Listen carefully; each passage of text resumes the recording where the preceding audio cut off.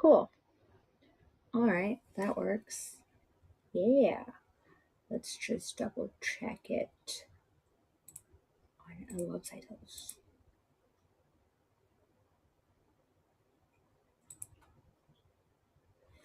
Oh, wow. Okay, cool. Interesting. Storage almost full. What? Don't bug me right now.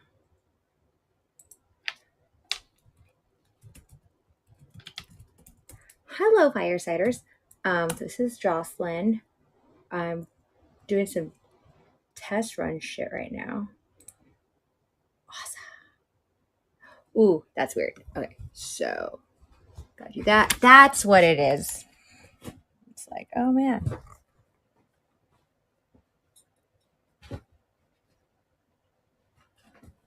Okay. So I'll have to shit. Alright, fuck it. Take it on the fly. On the fly. Okay. Oh, there's a delay. Perfect. Mundos. Oh shit.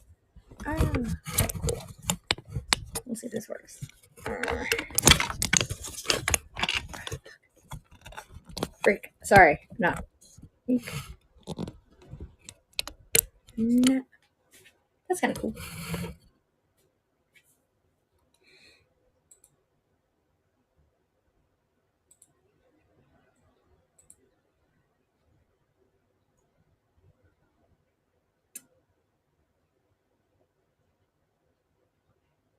Let's see if we can go back to this way. I'll like learn it. You know what I'm saying? As long as you're just friggin' reading a fucking friggin' book. Man. This was the ideal situation. Boom. Yeah. Cool. Okay. Fireside's going. Live broadcasting to YouTube and Twitch. Start the room. Oh, this. Alright, here we go. Hey. Kablam.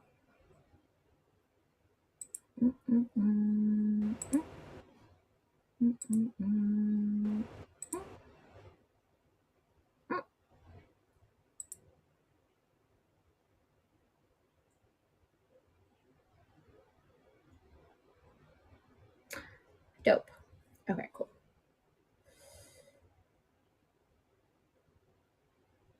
Do I do a sound check? I think if it OBS is like, yeah, that's cool. Okay, sweet. All right, what's up, y'all? I'm gonna read this book. It's called The Richest Man in Babylon.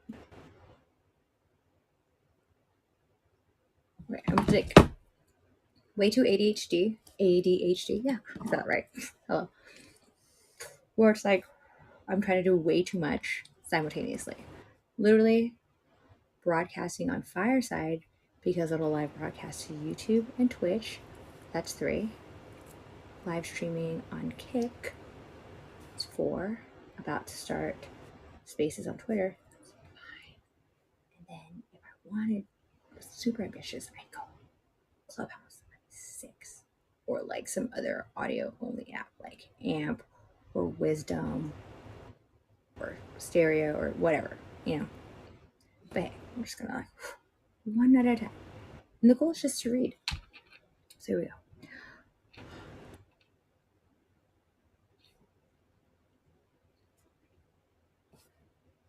Don't autoplay that shit. And then we're gonna do wide spectrum, I guess. Sure. All right. Okay.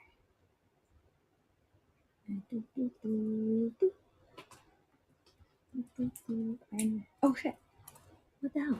Why did that say that? I shouldn't say that.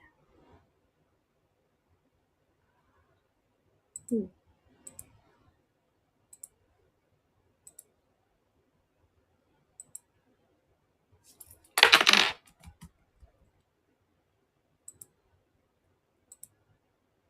Such a Virgo perfectionist. You know what I mean? Did it change? Hello. I think the one viewer is me. Apparently you can change this at any point during your stream, but it's like not working. Wait. What is it? But whatever. What?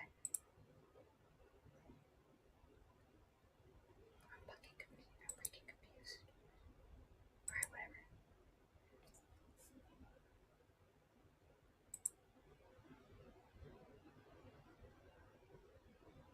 Oh, I'm so dumb. Duh. Okay. About to get like really sidetracked OCD because, yeah, I need to fix this. It's the wrong category. A kick. So, just trying to get into the right category. Let's see. Oh, of course, the internet is lagging.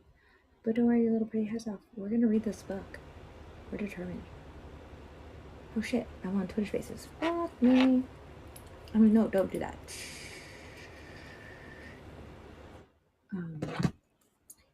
It's cool. I can just edit the start time. Boop, boop. Boop.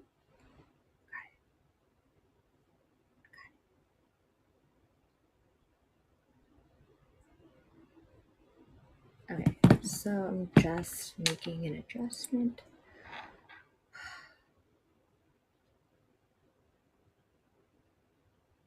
Definitely started Twitch Spaces way too early.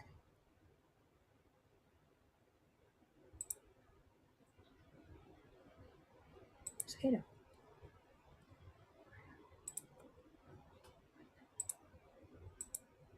Oh my god. I'm so bad at this. No, I'm not that bad. I'm just like freaking learning.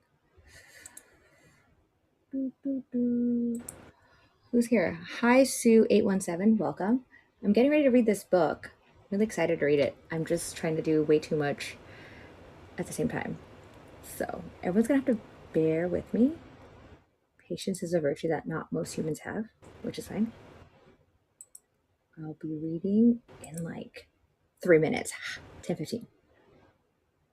So I'm also live streaming on YouTube, Twitch, Twitter Spaces, no Clubhouse, but trying to get Kick to work. So if you want, oh, you can see me here. Oh, here we go.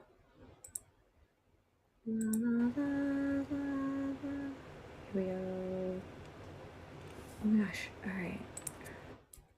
This is like, oh my god. Okay. Here we go.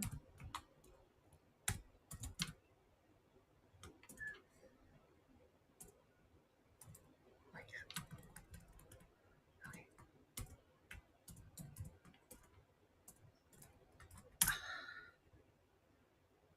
Yes. It's like when you like you know your password, but you don't know your password. You're like, oh, and then you like guess, and you're like, yeah, I got it right.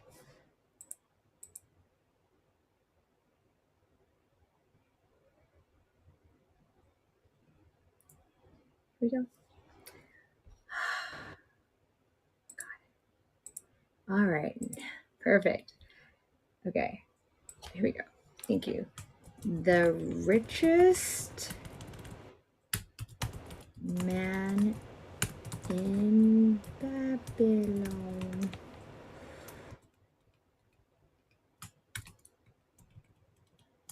By George S. I like learning on the fly, man. Especially when like there's no like bar, like no one's like when I'm just the only one on the team. All right, here we go. Let's go. Yeah. All right, awesome. Here we go.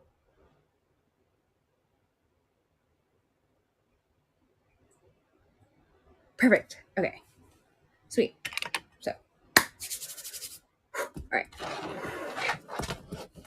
Yeah. Here we go. Hi everyone. It's 10:15 p.m. in LA.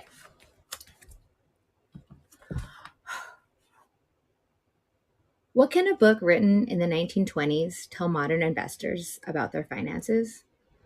A whole lot if it's George Clason's delightful set of parables that explain the basics of money. This is a great gift for a graduate or anyone who seems baffled by the world of finance, and a wonderful, refreshing read for even the most experienced investor, says the Los Angeles Times. Ahead of you stretches your future, like a road leading into the distance. Along that road are ambitions you wish to accomplish, desires you wish to gratify. To bring your ambitions and desires to fulfillment, you must be successful with money. Use the financial principles made clear in the pages that follow. Let them guide you away from the stringency of a lean purse to a fuller, happier life a full purse makes possible. Like the law of gravity, these laws of money are universal and unchanging. May they prove to be for you, as they have proven to so many others, a sure key to a fat purse, larger bank balances, and gratifying financial progress. Yay, my kitty is literally licking my face. Money is the medium by which earthly success is measured. Cat. Money makes possible the enjoyment of the best the earth affords. Money is plentiful for those who understand the simple laws that govern its acquisition. Money is governed today by the same laws which controlled it when prosperous men thronged the streets of Babylon 6,000 years ago. Hello, 3 viewers on Kick. Okay. Lo, money is plentiful for those who understand the simple rules of its acquisition. Start thy purse. Number 1, start thy purse to fattening. Number 2, control thy expenditures. Number 3, make thy gold multiply. Number 4, guard thy treasures from loss. Number 5, make of thy dwelling a profitable investment. Number 6, ensure a future income. And number 7, increase thy ability to earn, says the richest man in Babylon. Read on for more.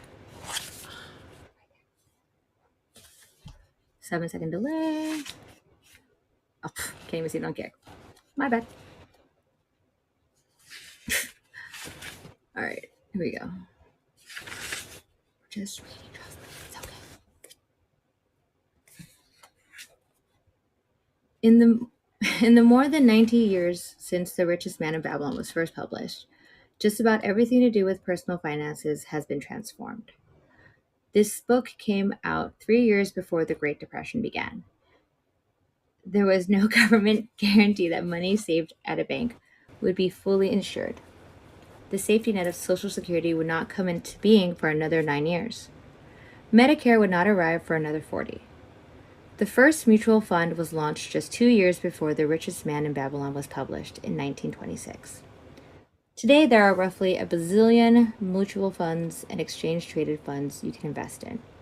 It would be another 25 years until the curse, that is the modern-day credit card, would be launched. Can you imagine the skepticism you would receive if you did a bit of time travel in the 1920s and tried to explain the miracle that is the ATM? A convenience that is so common today we don't even think of it as some sort of technological wonder. Exactly how would you go about explaining that all your banking, bill paying, and investing can be done on a computer that is also a phone and happens to fit in your pocket? There sure wasn't an app for that a century ago. So why would I jump at the opportunity to reintroduce a book that by American standards is practically ancient? Because this book speaks to anyone who is eager to build a more financially secure life. And it is timeless. It is just as spot on today as it was generations ago. To be clear, there is one obviously dated notion, and that's right there in the title. In fact, every character in the book is a man. That's reflected of the time when it was written. Women didn't handle the money or the money decisions. We've obviously come a long way on that front. That's not a reason to dismiss the heart of the book. Its clear message of how to build lasting wealth is not gender dependent. If you find the gender bias annoying, just recall all the characters in a way that enables you to read and absorb the wisdom. For in these pages are still the key steps that will help you create wealth, grow your wealth, and live a truly rich life. Despite what the financial world wants you to believe, needs you to believe, success is not a function of the latest investment and financial fads, or access to the reams of data at our fingertips. If that were the case, millions of households would be weighed down by record levels of credit card debt, and there wouldn't be an endless stream of surveys telling us that most Americans are extremely anxious that they aren't saving enough for retirement. Ain't that a fact? Clearly, the latest advice isn't sufficient or effective or sufficiently effective. That's where I think this book can help. Dig into The Richest Man in Babylon, and you will understand how just a handful of commitments can transform your financial life. The stories in this book were first presented as standalone brochures written by George S. Clason, the owner of a road atlas manufacturer. I think that may help explain the success of the book. Mr. Clason, the atlas publisher, knew that the best way to help hello, Sandra, people get where they want to go is to provide clear navigational direction. That's exactly what he has done with this book. Laid out the financial rules of the road. After distilling financial principles into very clear, simple directions, his next genius move was to deliver that advice in the form of stories. We all love a good story, yet most of the time, personal finance books are written as fact-based. Do this, don't do that directives, not as a story that we can relate to. The writers of the New Testament understood the power of teaching moral lessons in the form of stories rather than simple lists of shants and shant-nots. Kudos to Mr. Clason for following that example and creating simple parables set in ancient times that are easy to A, understand, and B, remember. Those stories really grabbed me when I first read this book more than 50 years ago. In fact, this is the first financial book I ever read, and to this day, it remains my favorite. A brief personal history. The best-selling books, the award-winning cable television show, and my years of connection with millions of Americans looking for no-nonsense help managing their financial lives came only after a long detour following college. You can't see my cat. At the age of 29, I was earning $400 a month as a waitress. In today's dollars, that's a still measly 1,300 or so a month. Dang. Let's just say I was not yet on my road to wealth. I'm reading the introduction, by the way.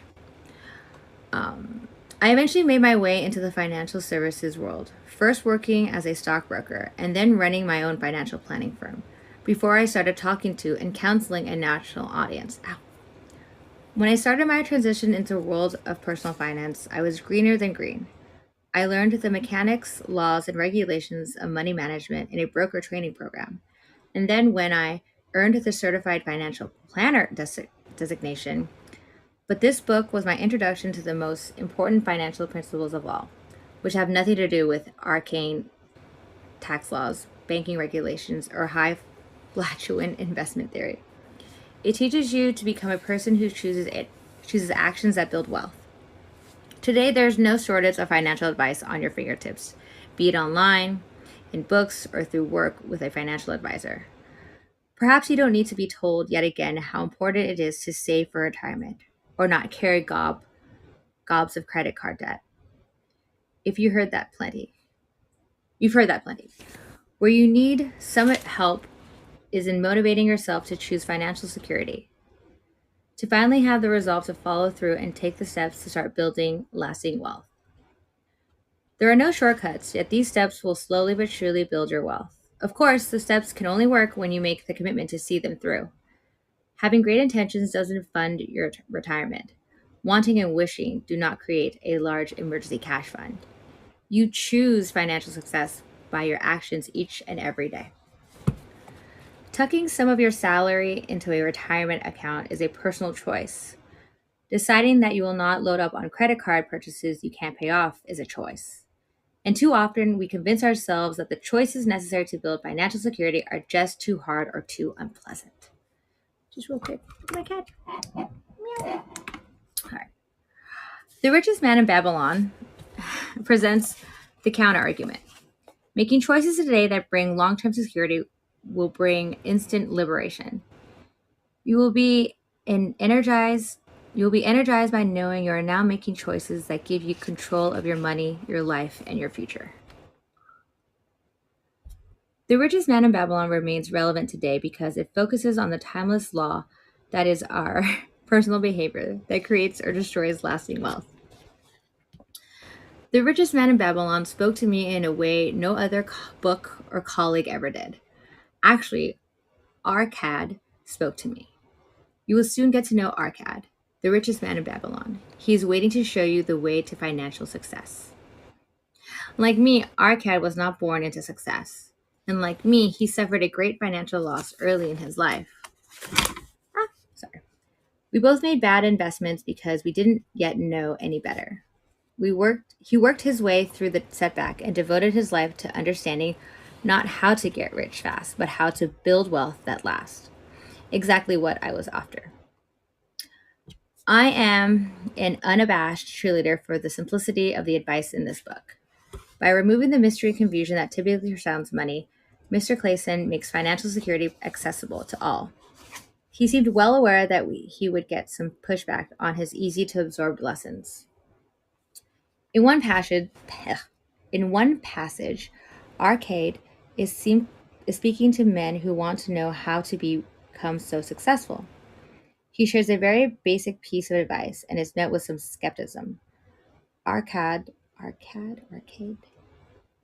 tells them, deride not what I say because of its simplicity. Truth is always simple. That's a good one. That is exactly what today's financial service industry doesn't want you to know. It is an industry that needs you to feel so confused and overwhelmed that you will turn to it for help and pay plenty for that help. The truth is that if you master the simple lessons in this book, you will be in great shape.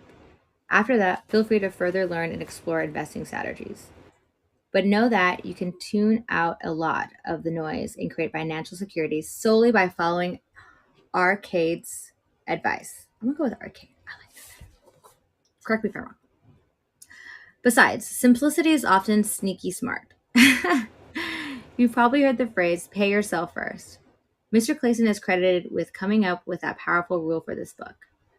Arcade and other characters repeatedly emphasize that you should make it your highest priority to always save at least 10% of your earnings. Whatever your income, high or low, always save at least 10%. It worked for Arcade. I found the road to wealth when I decided that a part of all I earned was mine to keep. That's priceless and timeless advice that works just as well whether you are saving coins in ancient Babylon or contributing to a 401k or IRA.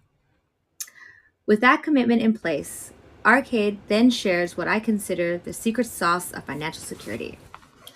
Budget thy expenses that thou mayest have coins to pay for thy necessities, to pay for thy enjoyments, and to gratify thy worthwhile desires without spending more than 9/10 of thy earnings. Okay. Just getting a little comfortable. When I recently reread the book, this passage jumped out at me. I have long spoken about the freedom and happiness that comes from living below one's means and within one's needs. The fact that Americans have more than 800 billion in credit card debt suggests Arcade and I still have some work to do. But our shared message is that this is not an exercise in denial. You can give yourself an occasional treat, but you can give yourself lasting wealth when you grasp that power, and happiness comes when you manage to save a little and spend within your means.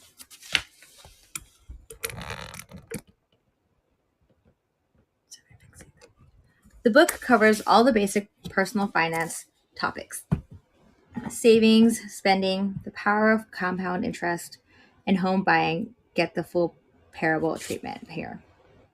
Mr. Clason also drops nuggets along the way on how to navigate sticky personal relationships.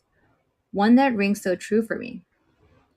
If you desire to help thy friend, do so in a way that will not bring thy friend's burdens upon thyself, as I have counseled for years.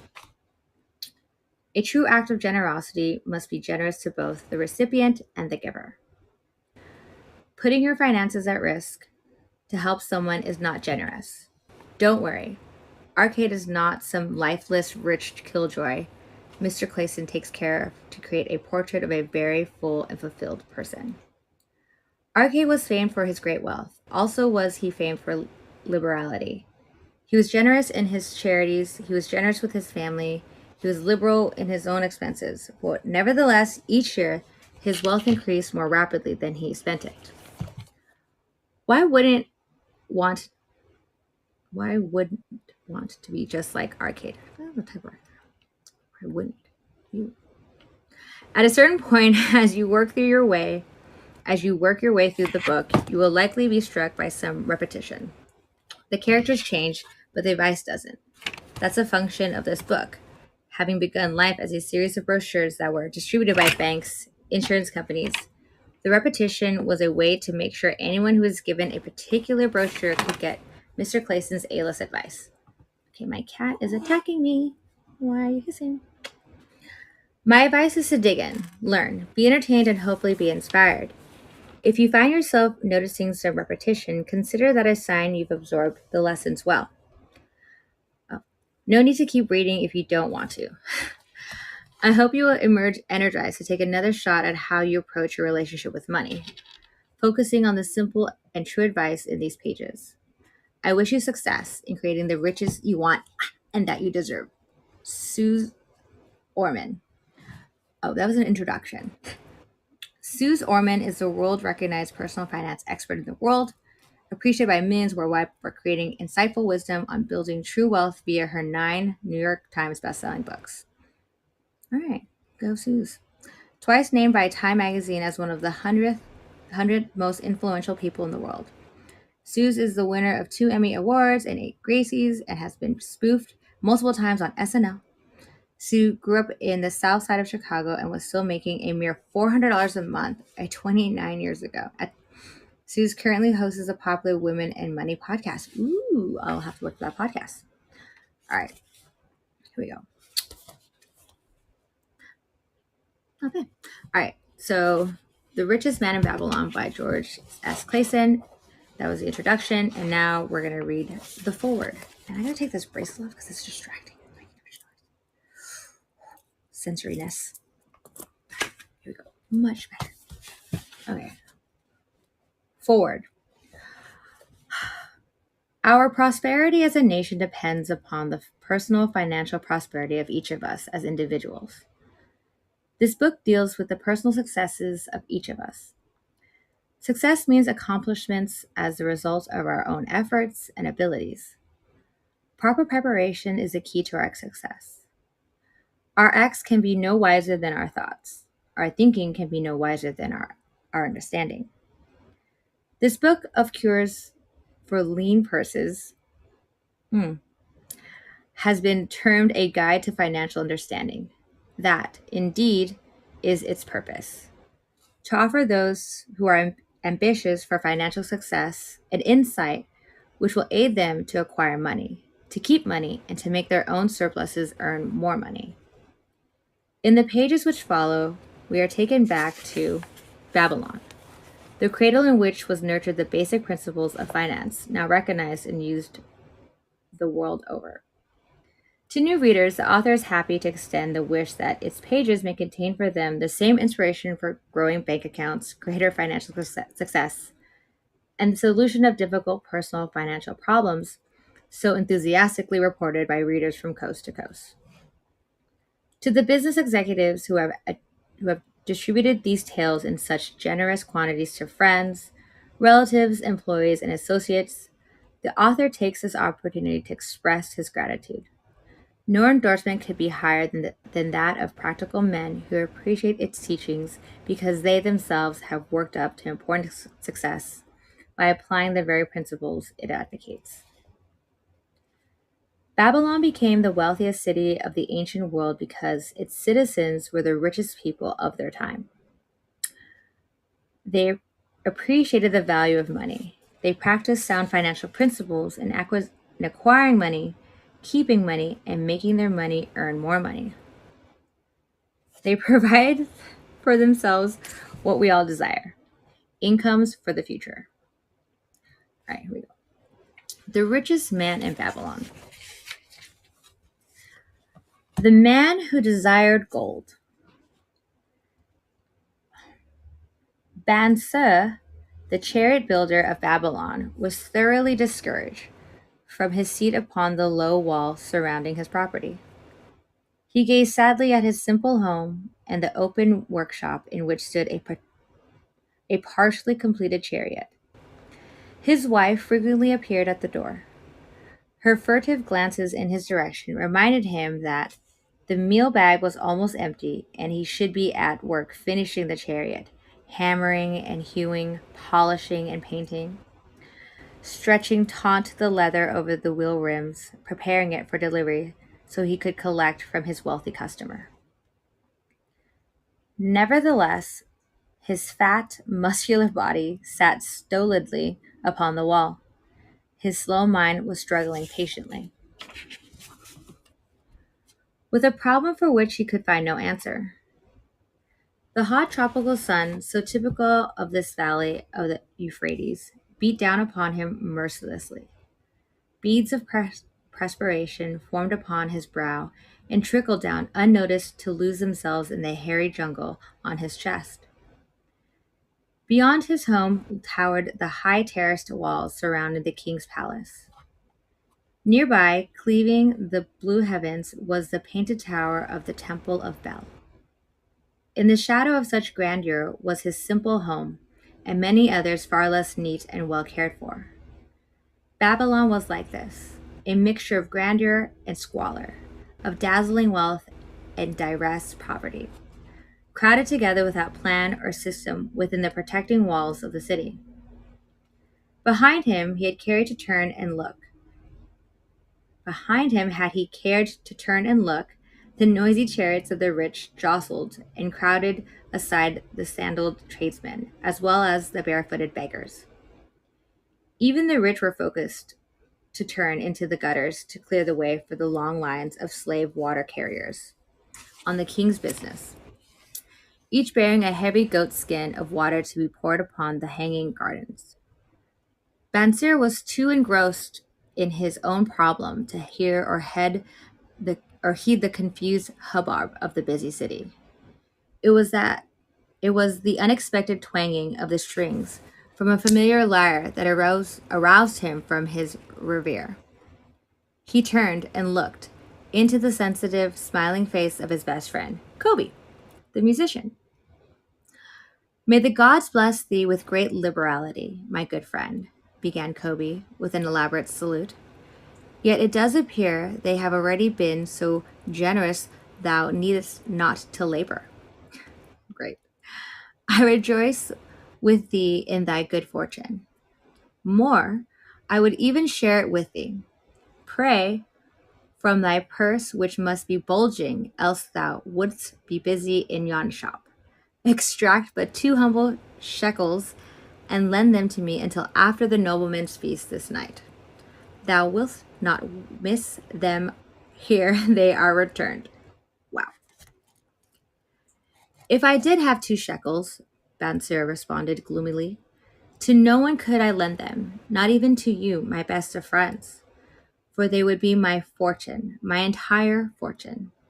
No one lends his entire fortune, not even to his best friend. What? Exclaimed Kobe with genuine surprise. Thou hast not 1 shekel in thy purse, yet sit like a statue upon a wall? Why not complete that chariot? How else canst thou provide for thy noble appetite? 'Tis not like thee, my friend. Where is thy endless energy? Does something distress thee? Have the gods brought thee to troubles? A torment from the gods it must be, Mansur agreed. It began with a dream, a senseless dream, in which I thought I was a man of means. From my belt hung a handsome purse, heavy with coins. There were shekels which I cast with careless freedom to the beggars. There were pieces of silver with which I did buy finery for my wife and whatever I did desire for myself. There were pieces of gold which made me feel assured of the future and unafraid to spend the silver. A glorious feeling of contentment was within me. You would not have known me for thy hard-working friend, nor wouldst have known my wife, so free from wrinkles was her face and shining with happiness. She was again the smiling maiden of our early married days. A pleasant dream indeed, commented Kobe. But why should such pleasant feelings as it aroused turn thee into a glum statue upon the wall? Why, indeed, because when I awoke and remembered how empty was my purse, a feeling of rebellion swept over me. Let us talk it over together, for, as the sailors do say, we ride in the same boat, we two. As youngsters, we went together to the priest to learn wisdom. As young men, we shared each other's pleasures. As grown men, we have always been close friends. We have been contented subjects of our kind. We have been satisfied to work long hours and spend our earnings freely. We have earned much coin in the years that have passed. Yet to know the joys that come from wealth, we must dream about them. Bah! Are we more than dumb sheep? We live in the richest city in all the world. The travelers do say none equals in the wealth, but as is much display of wealth, but of it we ourselves have not. After a lifetime of hard labor, thou, my best of friends, hast an empty purse, and sayest to me, may I borrow such a trifle as 2 shekels until after the nobleman's feast this night? Then what do I reply? Do I say, here is my purse. It contains will its contents will I gladly share? No. I admit that my purse is as empty as thine. What is the matter? Why cannot we acquire silver and gold, more than enough for food and robes? Consider also our sons, Bansir continued. Are they not following the footsteps of their fathers? Need they and their families and their sons' families live all their lives in the midst of such treasures of gold, and yet, like us, be content to banquet upon sour goat's milk and porridge? Never, in all the years of our friendship, didst thou talk like this before, Bansir. And Kobe was puzzled. All right. It's like reminding my Latin days. Whoop. Never in those years did I think like this before, from early dawn until darkness stopped me. I have labored to build the finest chariots any man could make, soft-heartedly hoping some day the gods would recognize my worthy deeds and bestow upon me great prosperity. This they have never done. At last, I realize this they will never do. Therefore, my heart is sad. I wish to be a man of means. I wish to own lands and cattle, to have fine robes and coins in my purse. I am willing to work for these things with all the strength in my back, with all the skill in my hands, with all the cunning in my mind. But I wish my labors to be fairly rewarded. What is the matter with us? Again, I ask you, why cannot we have our just share of the good things so plentiful for those who have the gold with which to buy them? Would I knew an answer? Kobe replied. No, better than thou am I satisfied. No better than thou am I satisfied. My earnings for my lyre are quickly gone. Often must I plan and scheme that my family be not hungry. Also, within my breast is a deep longing for a lyre large enough that it may truly sing the strains of muscle that do surge through my mind. With such an instrument could I make music finer than even the king has heard before. Where's Blackjack? Such a lyre thou shouldst have. No man in all Babylon could make it sing more sweetly, could make it sing so sweetly. Not only the king, but the gods themselves could be delighted. But how mayest thou secure it while we both of us are as poor as the king's slaves? Listen to the bell. Here they come. He pointed to the long column of half-naked, sweating water barriers plodding laboriously upon the narrow street from the river. 5 abreast they marched, each bent under a heavy goatskin of water. A fine figure of a man, Hugh who doth lead them. Kobe indicated the wearer of the bell who marched in front without a load. A prominent man in his own country, 'tis easy to see. There are many good figures in the line, Bansier agreed. As good men as well. Tall, blond men from the north, laughing black men from the south, little brown men from the nearer countries, all marching together from the river to the gardens, back and forth, day after day, year after year. Knots of happiness to look forward to, beds of straw upon which to sleep, hard grain porridge to eat. Pity the poor brutes, Kobe. Pity them I do, yet thou doth make me see how little better off we are we, free men though we call ourselves. That is truth, Kobe, unpleasant thought though it be. We do not wish to go on year after year living slavish lives, working, working, working, getting nowhere. Might we not find out how others acquire gold and do as they do? Kobe inquired. Perhaps there is some secret we might learn if we but sought from those who knew, replied Bansir thoughtfully. This very day, suggested Kobe, I did pass our old friend Arcade, riding in his golden chariot.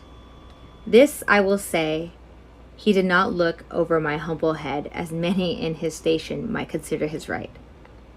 Instead, he did wave his hand that all onlookers might see him pay greetings and bestow his smile of friendship upon Kobe, the musician.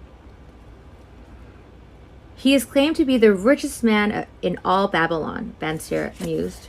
So rich the king is said to seek his golden aid in affairs of the treasury, Kobe replied. So rich, Bansir interrupted, I fear if I should meet him in the darkness of the night, I should lay my hands upon his fat wallet. Nonsense, reproved Kobe. A man's wealth is not in the purse he carries. A fat purse quickly empties if there be no golden stream to refill it. Arcade has an income that constantly keeps his purse full, no matter how liberally he spends. Income, that is the thing, ejaculated Bansir. Wow. I wish an income that will keep flowing into my purse, whether I sit upon the wall or travel to far lands. Arcade must know how a man can make an income for himself. Dost suppose it is something he could make clear to a mind as slow as mine? Methinks he did teach his knowledge to his son. No, monsieur, Kobe responded. Did he not go to Nineveh and, so it is told at the inn, become, without aid from his father, one of the richest men in that city? Kobe, thou bringest to me a rare thought. A new light gleamed in Bansir's eyes. It cost nothing to ask wise advice from a good friend. An Arcade was always that. Never mind though our purses be as empty as the falcon's nest of a year ago. Let that not detain us. We are weary of being without gold in the midst of plenty. We wish to become men of means. Come, let us go to Arcade and ask how we also may acquire incomes for ourselves. Thou speakest with true inspiration, Bansir. Thou bringest to my mind a new understanding. Thou makest me to realize the reason why we have never found any measure of wealth. We never sought it. Thou hast labored patiently to build the staunchest chariots in Babylon. To that purpose was devoted our best endeavors. Therefore, at it thou didst succeed. I strove to become a skillful lyre player, and at it I did succeed. In those things toward which we exerted our best endeavors, we succeeded. The gods were content to let us continue thus. Now, at last, we see a light, bright like that from the rising sun. It biddeth us to learn more, that we may prosper more. With a new understanding, we shall find honorable ways to accomplish our desires. Let us go to Arcade this very day, Bansir urged. Also, let us ask our friends of our boyhood days, who have fared no better than ourselves, to join us, that they too may share in his wisdom. Thou wert ever thus thoughtful of thy friends, Mounseer. Therefore, hast thou many friends? It shall be as thou sayest. We go this day and take them with us. The richest man in Babylon. In old Babylon, there once lived a certain very rich old man named Arcade. Far and wide he was famed for his great wealth. He also was famed for his liberality. He was generous in his charities. He was generous with his family. He was liberal in his own expenses. But nevertheless, each year his wealth increased more rapidly than he spent it. And there were certain friends of younger days who came to him and said, "You, Arcade, are more fortunate than we. You have become the richest man in all Babylon, while we struggle for existence. You can wear the finest garments, and you can enjoy the rarest foods, while we must be content if we can clothe our families in raiment that is presentable and feed them as best as we can. Yet, once we were equal, we studied under the same master. We played in the same games, and in neither the studies nor the games did you outshine us. And in the years since, you have been no more an honorable citizen than we. Nor have you worked harder or more faithfully, insofar as we can judge. Why then should a fickle fate single you out to enjoy all the goods of life and ignore us who are equally deserving?" Thereupon Arcade remonstrated with them, saying, "If you have not acquired more than a bare existence in the years since we were youths, it is because you either have failed to learn the laws that govern the building of wealth, or else you do not observe them. Fickle Fate is a vicious goddess who brings no permanent good to anyone. On the contrary, she brings ruin to almost every man upon whom she showers unearned gold. She makes wanton speakers who soon dissipate all they received and are left beset by overwhelming appetites and desires they have not the ability to gratify." That's unfortunate. Oh. "Yet others whom she favors become misers and hoard their wealth, fearing to spend what they have, knowing they do not possess the ability to replace it. They further are beset by fear of robbers and doom themselves to lives of emptiness and secret misery. Others there probably are, who can take unearned gold and add to it, and continue to be happy and contented citizens. But so few are they. I know of them, but by hearsay. Think you of the men who have inherited sudden wealth, and see if these things are not so." His friends admitted that of the men they knew who had inherited wealth, these words were true, and they besought him to explain to them how he had become possessed of so much prosperity. So he continued, "In my youth, I looked about me and saw all the good things that were to bring happiness and contentment. And I realized that wealth increased the potency of all these. Wealth is a power. With wealth, many things are possible. One may ornament the home with the richest of furnishings. One may sail the distant seas. One may feast on the delicacies of far lands. One may buy the ornaments of the gold worker and the stone polisher. One may even build mighty temples for the gods.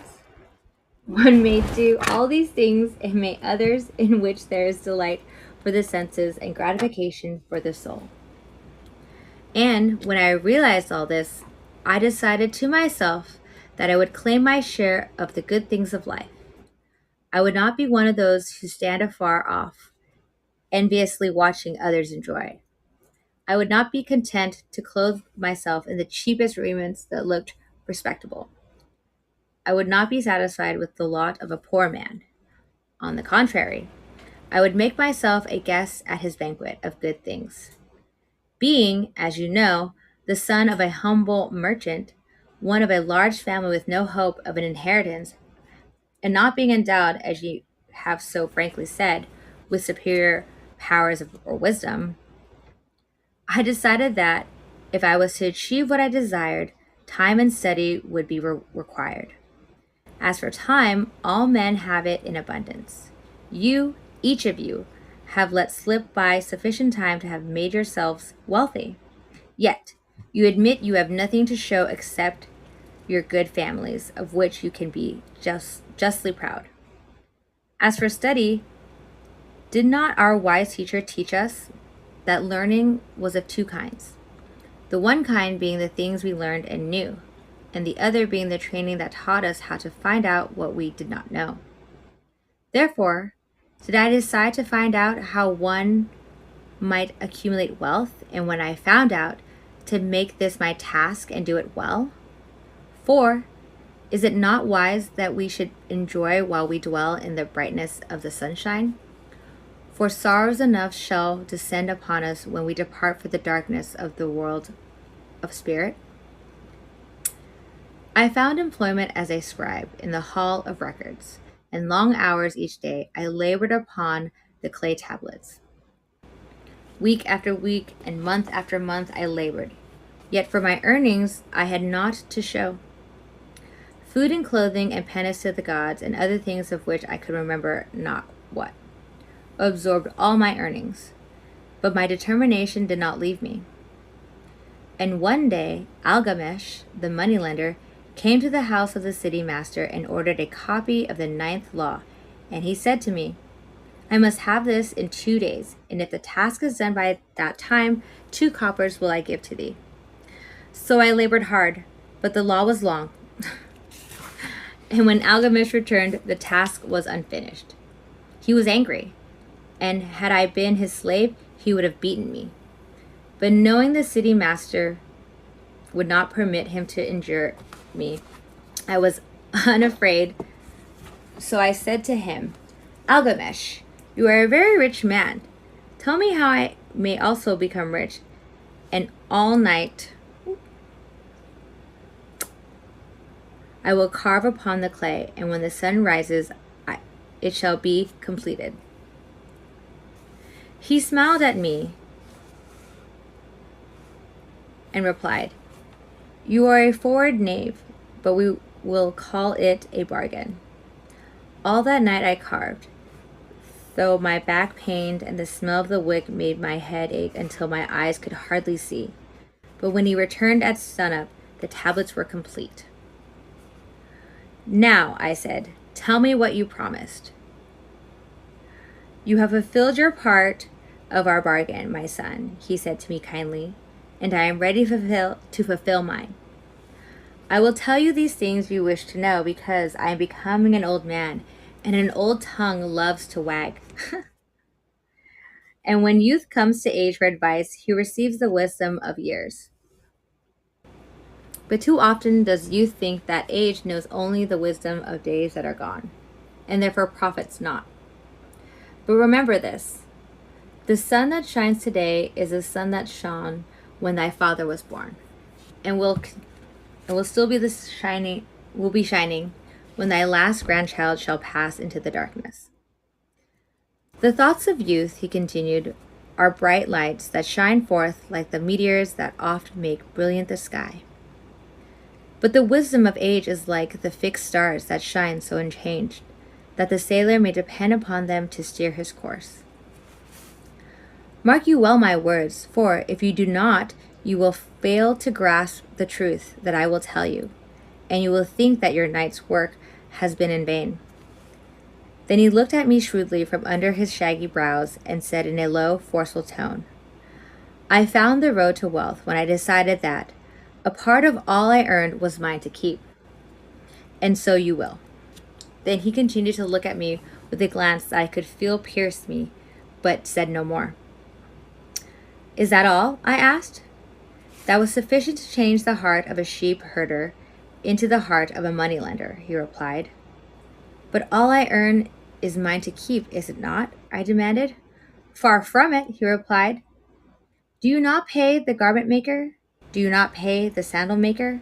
Do you not pay for the things you eat? Can you live in Babylon without spending? What have you to show for your earnings for the past month? What for the past year? Fool! You pay to everyone but yourself. Dullard, you labor for others. As well, be a slave and work for what your master gives you to eat and wear. If you did keep for yourself 1/10 of all you earn, how much would you have in 10 years? My knowledge of the numbers did not forsake me, and I answered, as much as I earn in 1 year. You speak but half the truth, he retorted. Every gold piece you save is a slave to work for you. Every copper it earns is its child that also can earn for you. If you would become wealthy, then what you save must earn, and its children must earn, that all may help to give to you the abundance you crave. You think I cheat you for your long night's work? He continued, but I am paying you 1,000 times over if you have the intelligence to grasp the truth I offer you. As a part of all you earn is yours to keep. It should be not less than 1/10, no matter how little you earn. It can be as much more as you can afford. Pay yourself first. Do not buy from the clothes maker and the sandal maker more than you can pay out of the rest, and still have enough for food and charity and penance to the gods. Wealth, like a tree, grows from a tiny seed. The first copper you save is the seed from which your tree of wealth shall grow. The sooner you plant that seed, the sooner shall the tree grow, and the more faithfully you nourish and water that tree with consistent savings, the sooner may you bask in the contentment beneath its shade. So saying, he took his tablets and went away. I thought much about what he had said to me, and it seemed reasonable, so I decided that I would try it. Each time I was paid, I took one from each 10 pieces of copper and hid it away. And strange as it may seem, I was no shorter of funds than before. I noticed little difference as I managed to get along without it, but often I was tempted, as my hoard began to grow, to spend it for some of the goods the merchants displayed, brought by camels and ships from the land of the Phoenicians, but I wisely refrained. A 12th month after Algamesh had gone, he again returned and said to me, Son, have you paid to yourself not less than 1/10 of all you have earned for the past year? I answered proudly, Yes, master, I have. That is good, he answered, beaming upon me. And what have you done with it? I have given it to Asmur, the brickmaker, who told me he was traveling over the far seas, and in Tyre he would buy from me the rare jewels of the Phoenicians. When he returns, we shall sell these at high prices and divide the earnings. Every fool must learn, he growled, but why trust the knowledge of a brickmaker about jewels? Would you go to the bread maker to inquire about the stars? No. By my tunic, you would go to the astrologer, if you had power to think. Your savings are gone, youth. You have jerked your wealth tree up by the roots, but plant another. Try again. And next time, if you would have advice about jewels, go to the jewel merchant. If you would know the truth about sheep, go to the herdsman. Advice is one thing that is freely given away, but watch that you take only what is worth having. Ooh, that's good. He who takes advice about his savings from one who is inexperienced in such matters shall pay with his savings for proving the falsity of their opinions. Saying this, he went away. And it was as he had said. For the Phoenicians are scoundrels and sold as mere worthless bits of glass that looked like gems. But as Algamesh had bid me, I again saved each 10th copper, for I now had formed the habit and it was no longer difficult. Again, 12 months later, Algamesh came to the room of the scribes and addressed me.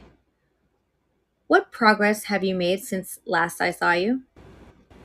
I have paid myself faithfully, I replied, and my savings I have entrusted to Edgar, the shield maker, to buy bronze, and each fourth month he does pay me the rental. That is good. And what do you do with the rental? I do have a great feast with honey and fine wine and spiced cake. Also, I bought me a scarlet tunic, and someday I shall buy me a young ass upon which to ride. That's To which Algamish laughed. You do eat the children of your savings? Then how do you expect them to work for you? And how can they have children that will also work for you? First, get thee an army of golden slaves, and then many a rich banquet may you enjoy without regret. So saying, he again went away. Nor did I again see him for 2 years, when he once more returned, and his face was full of deep lines, and his eyes drooped, for he was becoming a very old man. And he said to me, Arcade, hast thou yet achieved the wealth thou dreamest of? And I answered, Not yet all that I desire, but some I have, and it earns more, and its earnings earn more.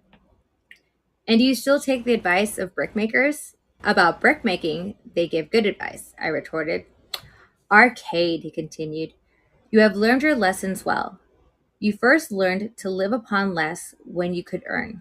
Then you could earn. Next, you learned to seek advice from those who are competent through their own experiences to give it. And lastly, you have learned to make good gold work for you. You have taught yourself how to acquire money, how to keep it, and how to use it. Therefore, you are competent for a responsible position. I'm becoming an old man. My son thinks only of spending and give no thought to earning.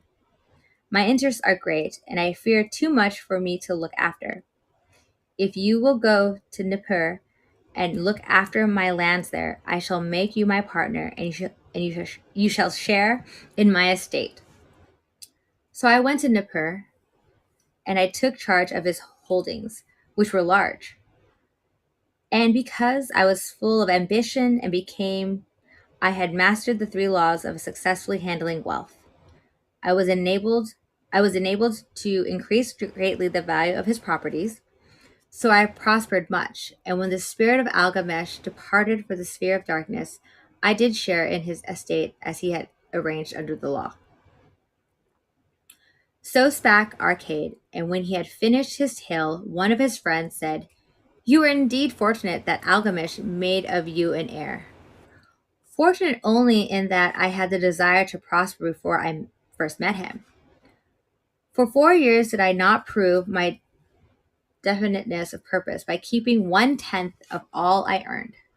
Would you call a fisherman lucky who for years so studied the habits of the fish that with each changing wind he could cast his nets about them? Opportunity is a haughty goddess who wastes no time with those who are unprepared. You had strong willpower to keep on after you lost your first year's savings. You are unusual in that way, spoke up another. Willpower, retorted Arcade. What nonsense! Do you think willpower gives a man the strength to lift a burden the camel cannot carry, or to draw a load the oxen cannot budge? Willpower is but the unflinching purpose to carry a task you set for yourself to fulfillment. If I set for myself a task, be it ever so trifling, I shall see it through. How else shall I how else shall I have confidence in myself to do important things? Should I say to myself, For 100 days, as I walk across the bridge into the city, I will pick from the road a pebble and cast it into the stream. I would do it. If on the seventh day I pass by without remembering, I would not say to myself, Tomorrow I will cast two pebbles which will do as well. Instead, I would retrace my steps and cast the pebble. Nor on the 20th day would I say to myself, Arcade, this is useless. What does it avail you to cast a pebble every day? Throw a handful and be done with it. No, I would not say that nor do it. When I set a task for myself, I complete it. Therefore, I am careful not to start difficult and impractical tasks because I love leisure. And then another friend spoke up and said, if what you tell is true, and it does seem, as you have said, reasonable, then being so simple, if all men did it, there would be not enough wealth to go around. Wealth grows wherever man exerts energy, Arcade replied.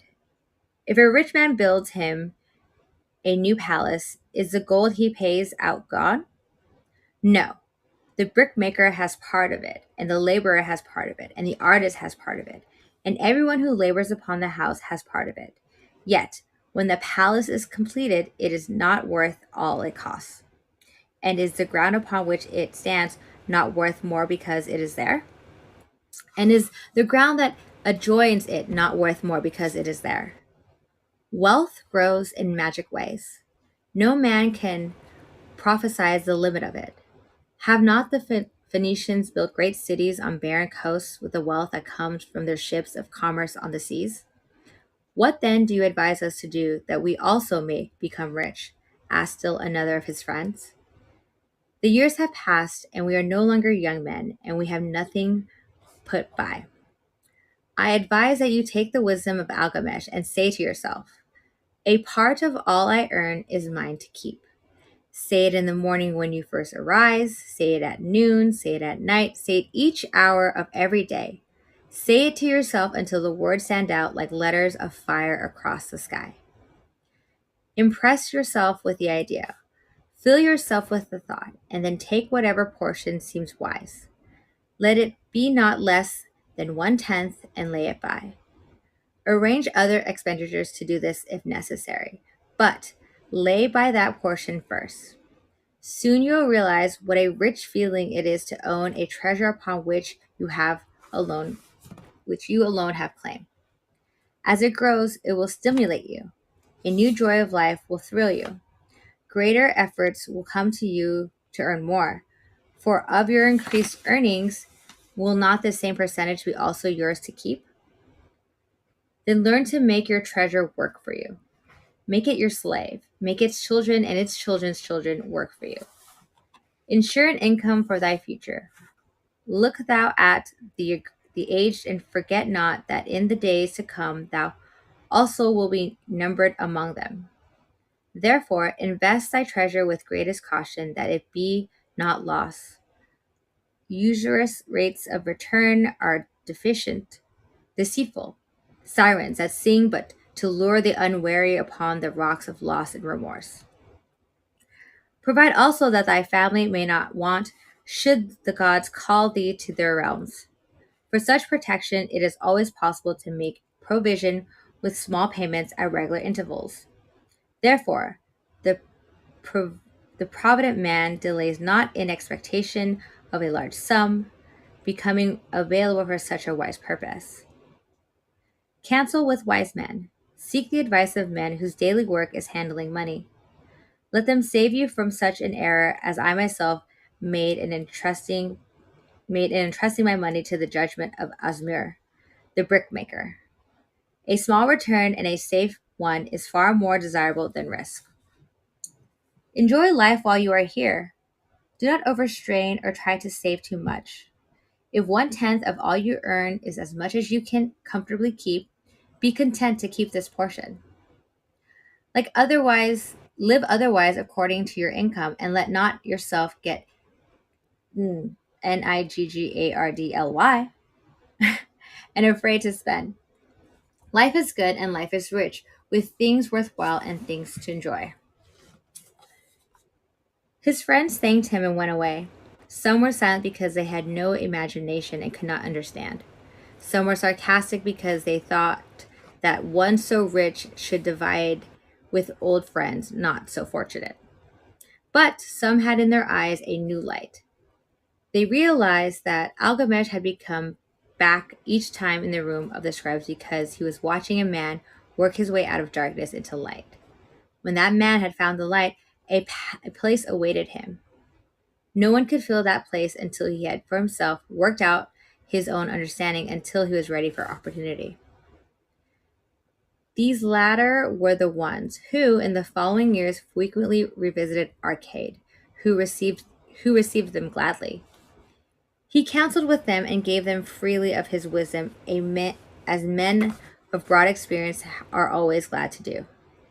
And he assisted them in so investing their savings that it would bring in a good interest with safety and would neither be lost nor entangled in investments that paid no dividends. The turning point in these men's lives came upon that day when they realized the truth that had come from Algamesh to Arcade and from Arcade to them. A part of all you earn is yours to keep. A part of all you earn. This is not going to focus.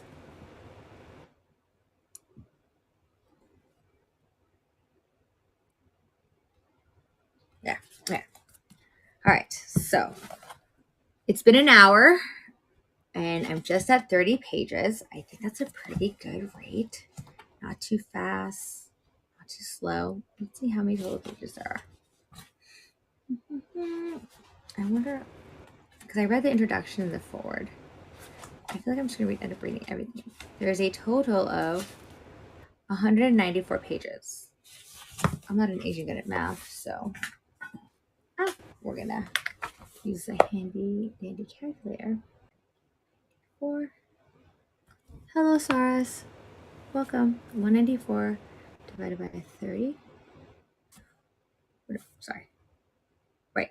30 pages. So 194 divided by... We just read the first 30 pages of The Richest Man in Babylon.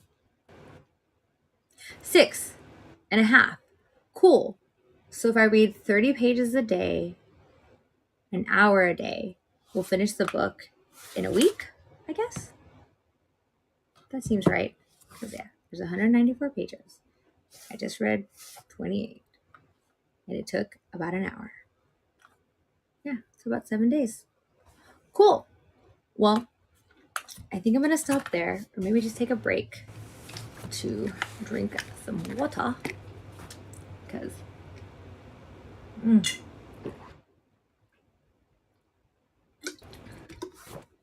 that was a lot of reading for an hour.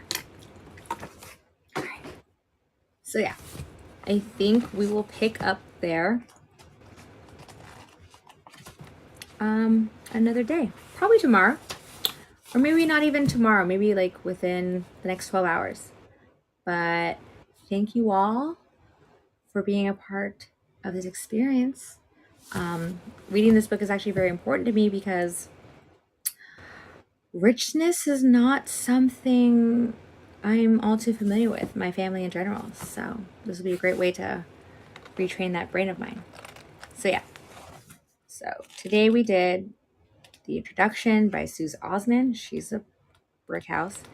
The forward, the richest, or no. We did The Man Who Desired Gold and The Richest Man in Babylon. And the takeaway today is a part of all you earn is yours to keep. And I'll see you guys next time. Bye, Sue.